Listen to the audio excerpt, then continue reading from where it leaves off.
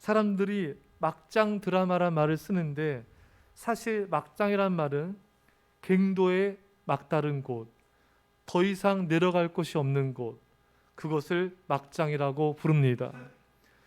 수십 수백 미터 아래의 갱도의 막장은 몸 하나 구부리기 힘들 정도로 힘든 곳도 있고 답답하죠. 일단은 숨쉬기가 너무 이렇게 힘들고 덥고 습하기까지 하고요.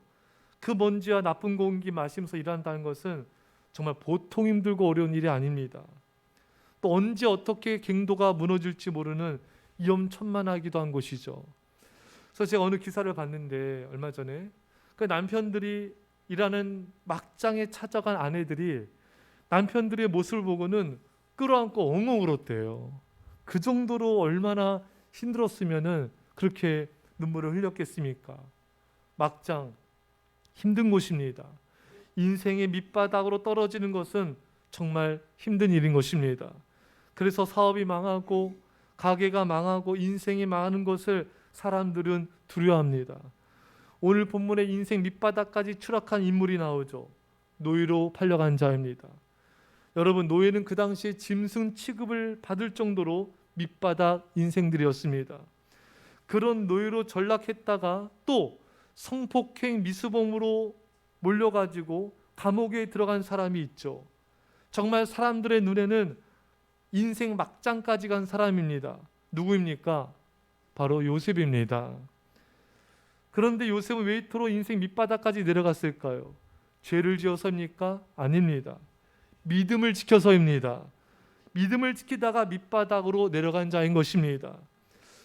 여러분, 보디발은 어떤 사람이죠? 애굽의 추인대장으로 굉장한 권력자입니다. 그 보디발의 처 역시 얼마나 큰 힘을 가진 자였겠습니까? 특히 노예에 대해서 그녀의 한마디 말이면은 생명도 잃을 수가 있습니다. 그러한 보디발의 처가 어느 날 요셉을 유혹하죠. 어떻게 유혹하죠? 이렇게 날마다 홍, 레브예배 때 홍까지 나왔던데 이게 날마다 이렇게 코숨 쉬면서 잠자리 같이 하자 맨날 유혹하지 않습니까, 여러분? 자, 그런데 요셉이 이것을 거절했어요. 여러분, 이런 여자, 이렇게 좀 어떻게 보면 좀 이렇게 좀 막 나간 여자 아닙니까, 여러분?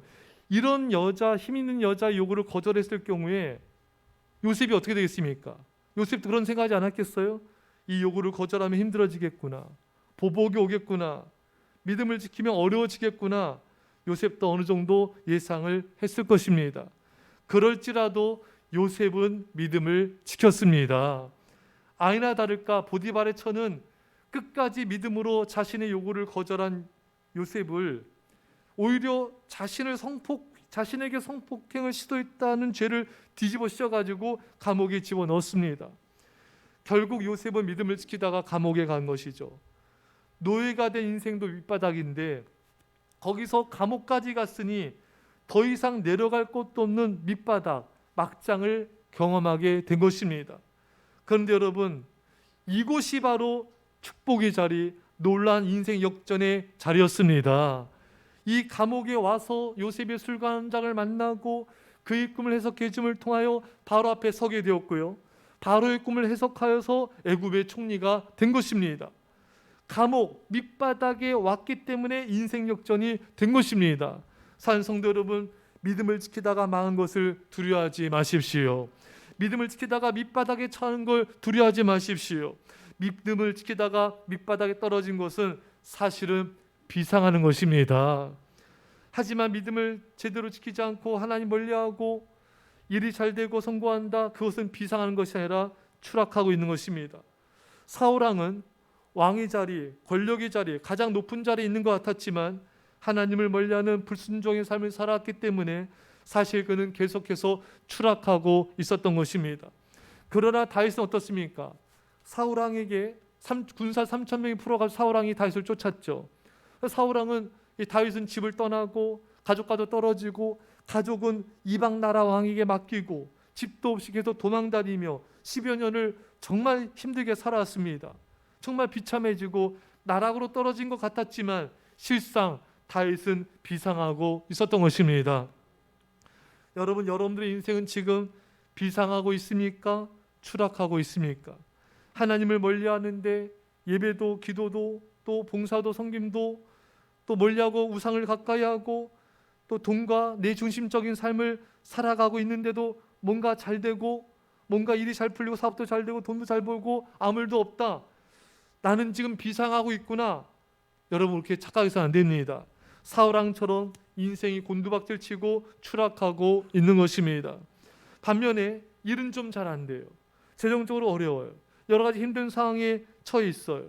하지만 하나님을 사랑하고 정성을 다 예배드리고 여기 성실히 기도 생활을 하며 주님의 몸된 교회를 섬기며 충성하고 있다면은 여러분들은 추락하고 있는 것이 아니라 비상하고 있는 줄 믿습니다. 사랑하는 성도 여러분, 믿음을 지키다 손해보고 어려워지는 거, 망하는 거, 밑바닥 내려가는 거 전혀 두려워하지도 낙심하지 마십시오. 이제부터는 믿음을 지키다가 어려워지고 추락할 때 여러분 기대하시기 바랍니다. 나는 지금 비상하고 있는 중이다. 하나님 내 인생 역전시키시고 놀랍게 축복하실 것이다. 제가 오래전에 뉴질랜드 선교사님의 간증을 들은 적이 있습니다. 이분이 저에게 오셔서 제가 부교육자 때 간증을 하셨어요. 선교사님이 사역하던 당시에 대부분의 뉴질랜드 주위에서는 담배를 팔았다고 합니다. 담배를 안 팔면 장사가 안 될 정도로 타격이 있다는 것이죠. 그런데 주유소를 운영하는 어느 분이 예수님 믿게 되었는데 이분이 어느 날부터 사람들에게 계속 담배를 파는 게 신앙의 양심에 걸리더랍니다. 그래서 이 초신자 성도님이 담배를 안 팔게 되었어요. 여러분 어떻게 됐을까 여러분? 이 주유소가 그렇죠. 엄청나게 잘 됐을 거라고 생각했죠? 망했습니다. 완전히 망했어요. 쫄딱 망했어요. 다 담배 파는 주유소로 가는 거예요. 파는 곳으로. 여러분 믿음을 지켜도 망할 수 있습니다. 그런데 하나님이 이분을 놀랍게 축복하셨는데 어떻게 축복하셨는가? 어느 회사에서 석유를 이제 개발하게 하는데 거기에 참여하게 됐어요. 그리고 석유 개발권을 얻게 되는 대박 축복을 받게 되었습니다. 주유소는 망했지만 석유 사업이 대박이 나서 엄청난 축복을 받게 된 거예요. 사랑하는 여러분, 믿음을 지키다가 망하는 것을 전혀 두려워하지 마시고 오히려 믿음 지키다 내가 손해받고 어려워졌어요. 그러면 그 자리에서 더 큰 역사를 기대하시기 바랍니다. 제가 예전에 책을 봤어요. 그 책 제목이 아마 정직한 자 형통한다는 하여튼 그 책이었어요. 거기에 이랜드 박성수 회장이 나오는데 이분이 사업 초창기에 신앙을 지키면서 사업하겠다고 다짐을 했어요.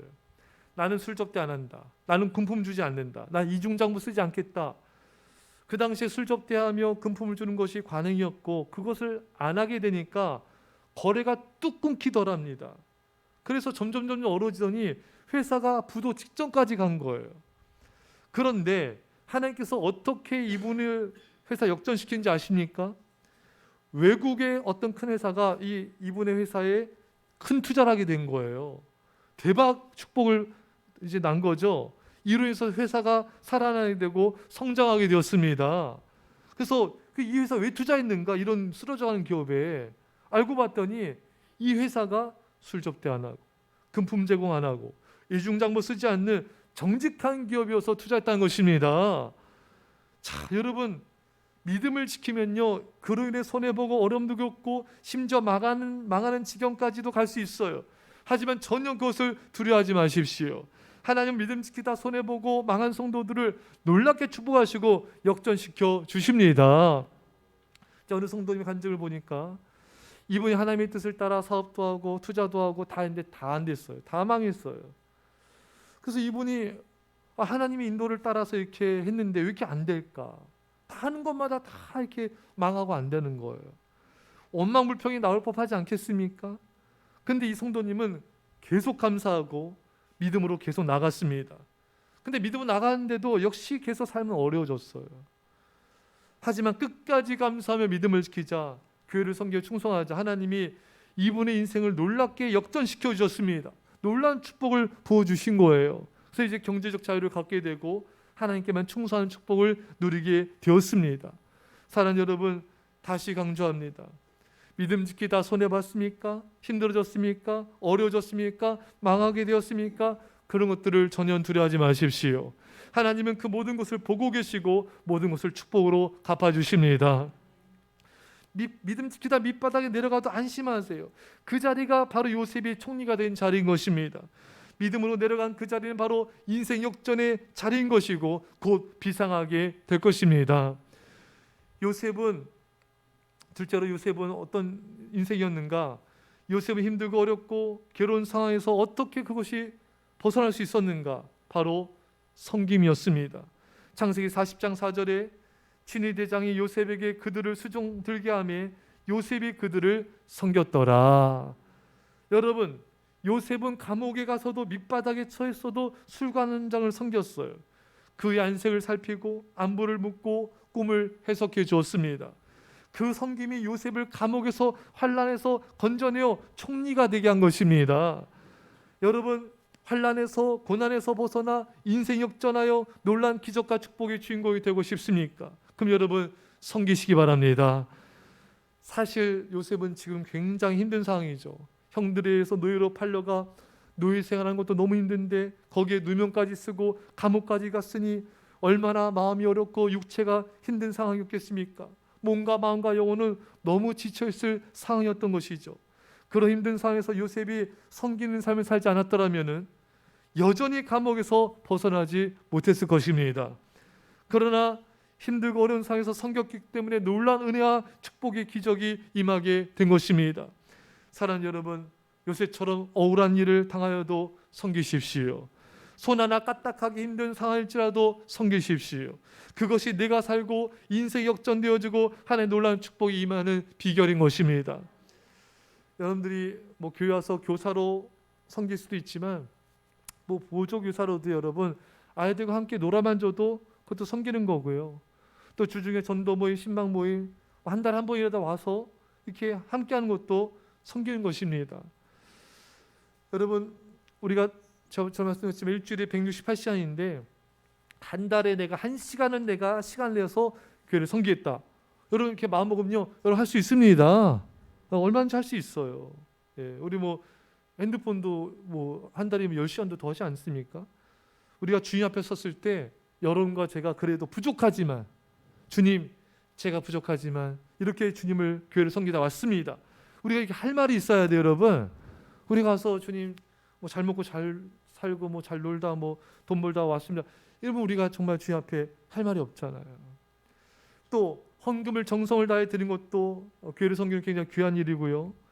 여러분들이 이렇게 예배 자리에 나와서 또 주중 예배, 또 새벽 예배 등 예배를 정성을 다해 드린 것도요, 그것도 하나의 섬김입니다, 여러분.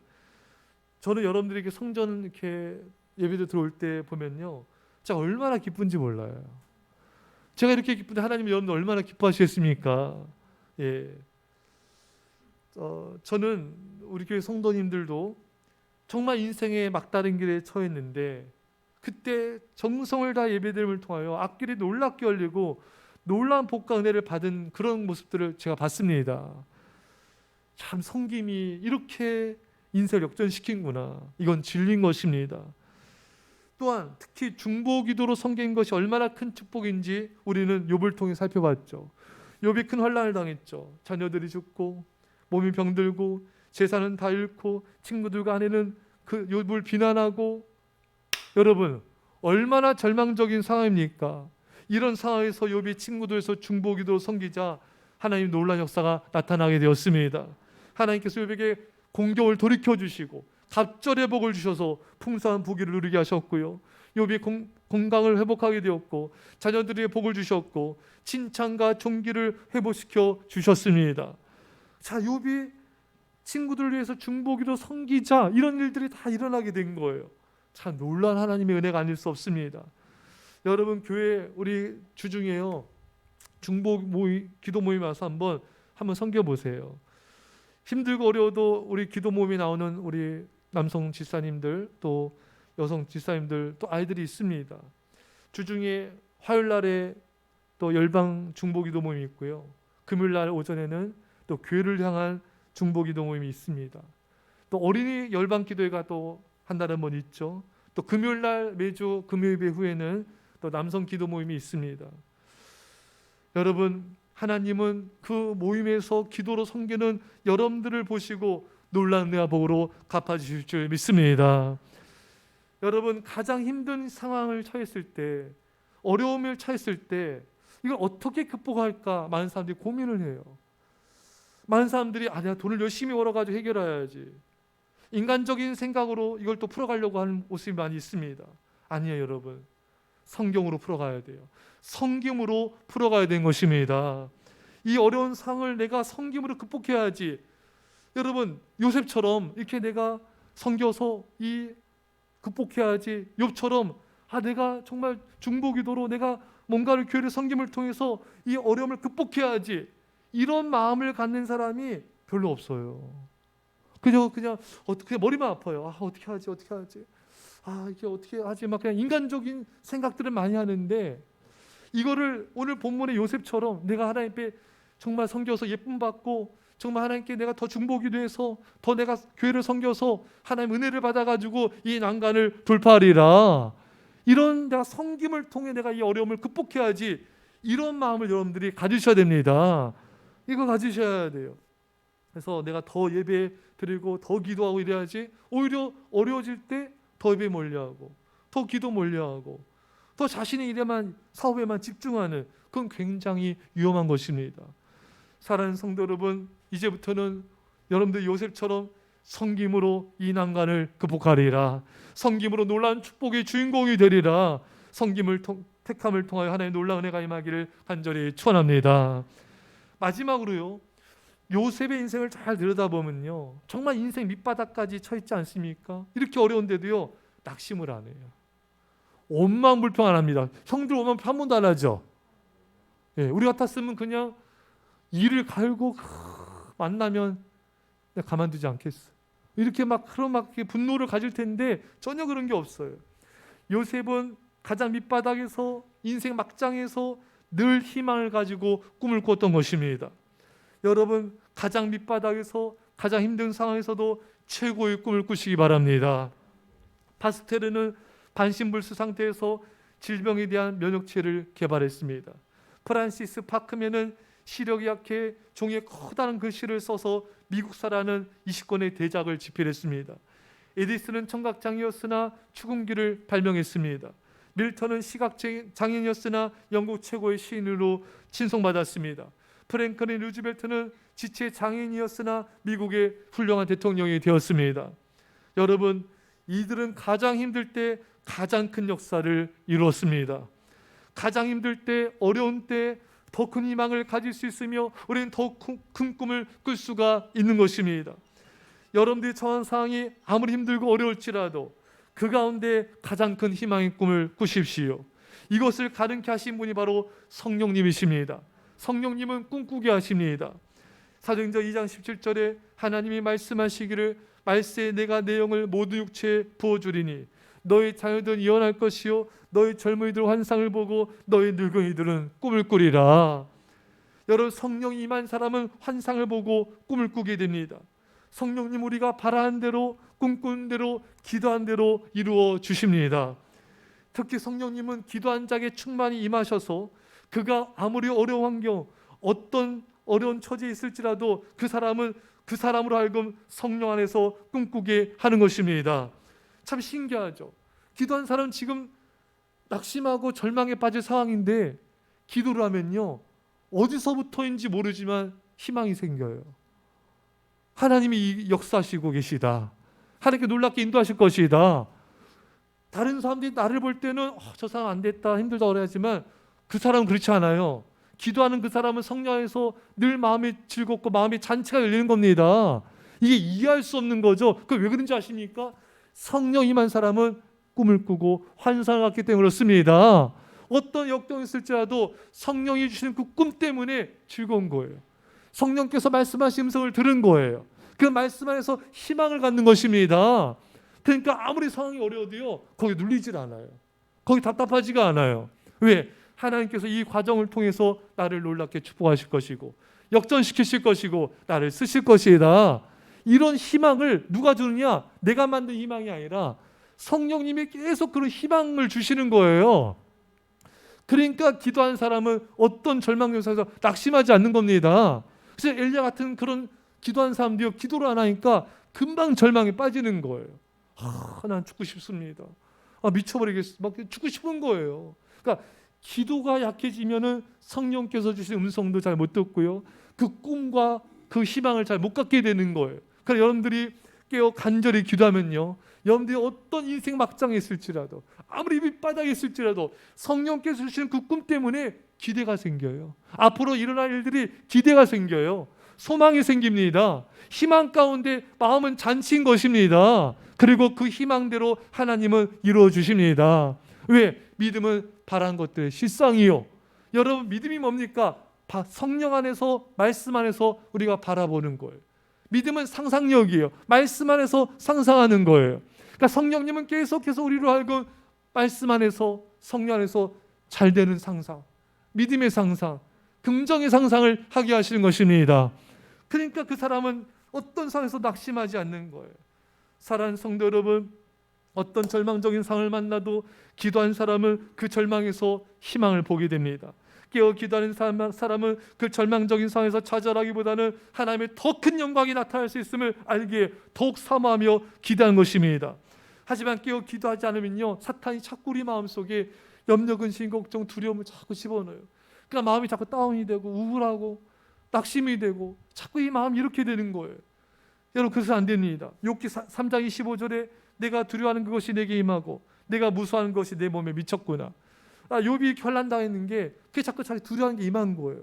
여러분, 기도하지 않으면은 자꾸 염려, 근심 나를 지배하게 되고 그것도 일종의 바라는 거게 되거든요. 그러면 그것이 내게 임하게 되기 때문에 절대 우리는 그래서 안 됩니다.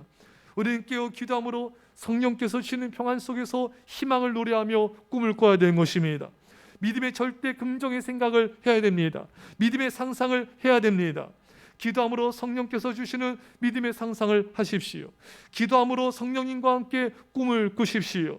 밑바닥에 처했을 때라도 아무리 힘들고 어려운 상황 속에서도 성령님과 함께 최고의 꿈을 꾸시고 그 꿈을 이루시기를 간절히 축원합니다. 기도했습니다. 사랑의 아버지 하나님, 참으로 요셉은 인생 막장 밑바닥에 처했지만 하나님, 그 믿음을 지키다가 어려워지고 힘들어진 그 자리에서 요셉은 최고의 하나님의 축복과 영광을 누리게 되었습니다. 주님, 우리가 믿음 지키다 손해보고 어려워지고 힘들어지는 거, 불편해지는 거, 망하게 된 걸 전혀 두려워하지 말게 하여 주시고 오히려 요셉처럼 믿음으로 아버지 나감을 통하여 승리케 하여 주시옵소서. 하나님 아버지, 요셉이 이 환난을 섬김을 통해서 극복한 것처럼 주님, 우리가 인간적인 생각으로 이 문제를 풀어가려고 하지 말게 하시고 내가 교회를 더 하나님을 더 섬기며 내가 더 섬김으로 이 난간을 극복하리이다, 이런 다짐과 실천이 있음을 더하여 하나님 놀라운 인생 역정의 축복이 있게 하여 주옵소서. 아버지, 요셉은 어떤 절망적인 상황에서도 성령께서 주시는 꿈을 꾸었습니다. 하나님, 우리가 깨어 기도함으로 성령께서 주시는 그 희망과 그 꿈과 환상 가운데 언제나 기뻐하게 해주시고 그 믿음대로 이루어질지어다. 감사드리며 예수님의 이름으로 기도합나이다. 아멘.